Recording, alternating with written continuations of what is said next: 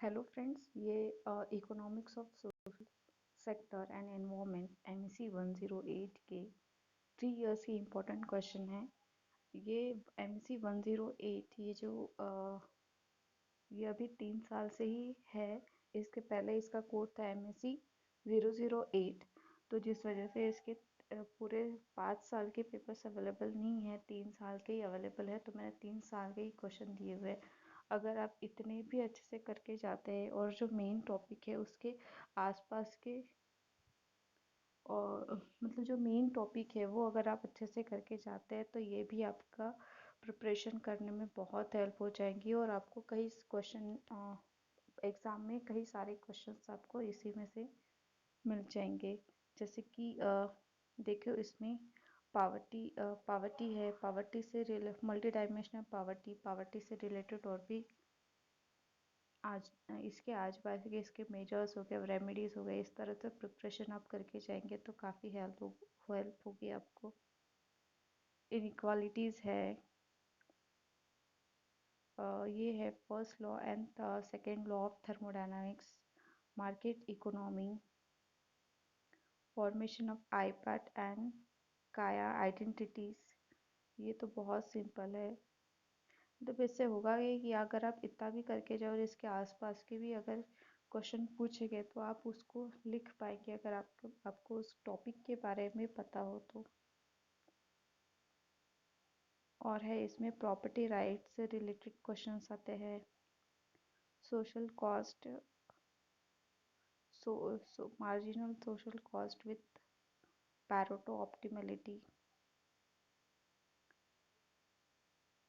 और है ये देखो, ये क्वेश्चन जो है ये रिपीट हुआ है, multi dimensional concept of poverty. इसके पहले भी आया था, वहाँ वो शायद 20 मार्क्स के लिए था और अभी यहाँ पे 12 मार्क्स के लिए है।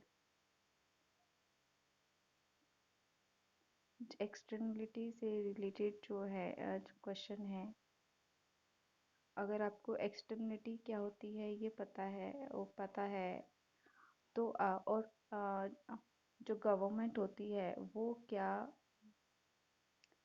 उसका रोल कैसा होता है मार्केट में, इसके बारे में अगर आपको पता है तो आप ऐसे क्वेश्चन का आंसर आसानी से दे सकते हैं कि गवर्नमेंट का इंटरवेंशन क्यों ज़रूरी होता है या स्टेट का इंटरवेंशन क्यों ज़रूरी होता है मार्केट इकोनॉमी में।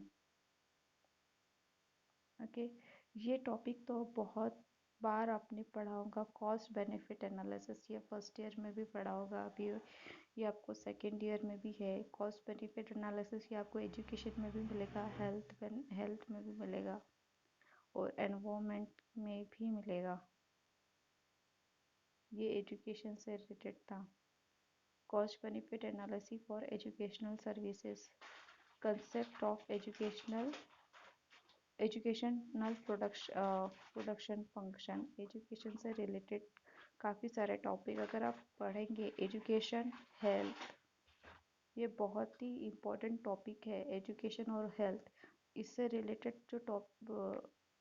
ये जो टॉपिक है ये आप अच्छे से करके जाइएगा तो आपका प्रिपरेशन काफ़ी अच्छे से होगा। और एजुकेशन और हेल्थ से रिलेटेड जो क्वेश्चन है वो पूछे ही जाते हैं।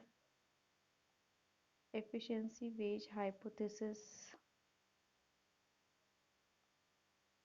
फिर ये देखो, जैसे ये education is a public good और मैरिड गुड, ये ये भी बहुत सिंपल सिंपल से क्वेश्चंस है। Pros and cons of education loan. तो ये सारे जो टॉपिक थे ये एजुकेशन से रिलेटेड, ये पूरा ब्लॉक ही एजुकेशन पे डिपेंड था, ब्लॉक नंबर 2। अभी हम देखेंगे ब्लॉक नंबर 3। ब्लॉक नंबर 3 ये आपको पूरा हेल्थ से रिलेटेड मिलेगा। हेल्थ केयर कॉस्ट, ये value whether the health is a consumption और इन्वेस्टमेंट गुड। हेल्थ से रिलेटेड जो सारे टॉपिक इस ब्लॉक में है आप करके जाएंगे। हेल्थ इंश्योरेंस हो गया। फिर ये जैसे ये क्वेश्चन है, अगर आपको हेल्थ ये टॉपिक अगर आप पढ़ के जाएंगे ना, इससे रिलेटेड अगर आपको आगे पीछे का कुछ भी क्वेश्चन घुमा फिरा कर के भी पूछेंगे तब भी आप उसका आंसर दे पाएंगे। तो यहाँ पे पूछा है correlation between the income and health to bring out two way relationship. अगर आपको ये बात समझ में आ गई कि इनकम और हेल्थ के बीच का रिलेशनशिप कैसे होता है, ये पढ़ने से ही आता है। आप पढ़ एग्ज़ाम जो है वो पढ़कर ही दे सकते हैं, ऐसे अपनी मन मर्जी से तो नहीं दे सकते। भले ही आपको चीज़ें समझ में आए, लेकिन पढ़ने से जो होता है कि आपको सही लैंग्वेज मिलती है आपके थॉट को प्रोड्यूस करने के लिए। ठीक। नाउ ब्लॉक 4 में आपको रिसोर्सेज से रिलेटेड मिलेगा। Optimal control theory, non renewable resources, non renewable resources, फिर उनके fundamental challenges for using optimal using non renewable resources. इस तरह के क्वेश्चंस आपको मिलेंगे। ये जो क्वेश्चन है ये आप अच्छे से करके जाएंगी। Distinguish between the use value and non use value.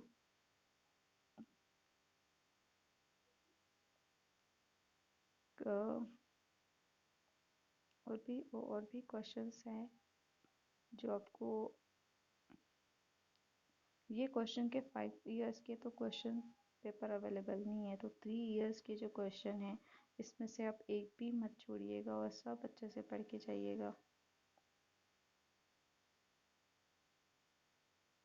Block 5, block 6 और एक बात, ये जो ब्लॉक 5 है और ब्लॉक 6 है, अगर आप देखेंगे तो सबसे ज़्यादा क्वेश्चन यहीं में से आते हैं, ब्लॉक 5 और ब्लॉक 6। इनको तो आप बिल्कुल भी नहीं छोड़ेगा। एक क्वेश्चन आपको ऐसा मिलेगा जिसमें ब्लॉक 5 के एक ही साल में काफ़ी सारे क्वेश्चन पूछे हैं और ब्लॉक 6 के भी पूछे। जैसे मैं आपको इसमें बता दूँ, जो ब्लॉक 5 है, जून 18 12 12 12 12 3 36, पूरा 36 मार्क्स का हमने उसमें पूछे हैं। 18 दिसंबर 18 फोर टाइम्स पूछा कि फिर यहाँ पे ऐसा नहीं कि आप सिर्फ ब्लॉक 6 और ब्लॉक 5 ही करके जाएंगे, अगर उसमें से ज़्यादा बाकी के भी पढ़ के जाओ, क्योंकि फिर कुछ एक साल ऐसे भी हुआ है कि जहाँ पे बस वो उसका 12 मार्क्स के लिए ही पूछा है ब्लॉक 5। सिमिलरली ब्लॉक 6 का भी है। ब्लॉक 6 का जो क्वेश्चंस है उसमें भी हम देखेंगे, जून 18 इतना सारा पूछ लिया है। दिसंबर 18 मतलब यहाँ पे ये टोटल हो गया 36, ये हो गया 24 मार्क्स का पूछ लिया। फिर से देखिए, जून 19 फिर से 36 मार्क्स का हो गया। 20 ये देखो 24 और 44 मार्क्स का हो गया। जून 20 और जून 20 में 44 प्लस 12 62 52। फिर दिसंबर, और ये दिसंबर, ये हो गया टोटल 32। मतलब आप देख सकते हैं कि कितने सारे क्वेश्चन ब्लॉक 5 और ब्लॉक 6 में से एक ही पेपर में आते हैं। तो ये जो ब्लॉक 6 है इसे तो आप बिल्कुल नहीं छोड़िएगा और बहुत अच्छे से पढ़ के जाइएगा।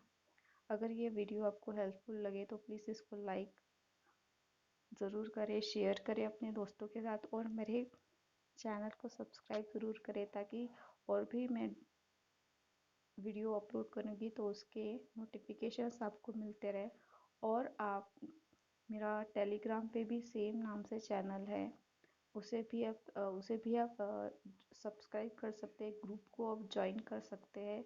ग्रुप में फैसिलिटी मिल जाती है चैट करने की। ओके, आप कुछ क्वेश्चंस पूछ सकते हैं। Thank you.